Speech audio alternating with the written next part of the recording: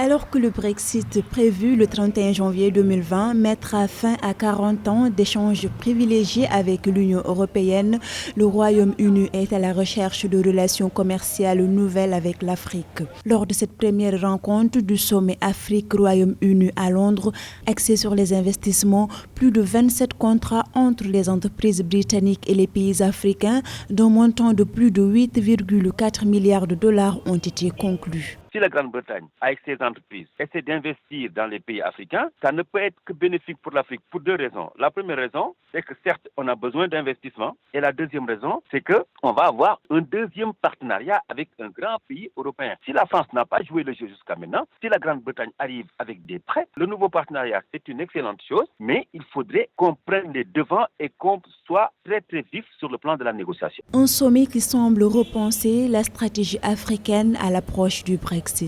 Une occasion pour les entreprises britanniques de soutenir le développement en Afrique dans des secteurs clés comme les infrastructures, l'énergie, la vente au détail et la technologie. L'Europe a des problèmes économiques. Et donc, on en arrive à un point où en Europe, les taux sont négatifs et la croissance n'existe plus. Donc, ils auront besoin d'avoir des partenaires. Le monde entier est conscient aujourd'hui que sur les 15, 20, 30 années plus tard, si vous n'êtes pas en Afrique, vous n'existez pas.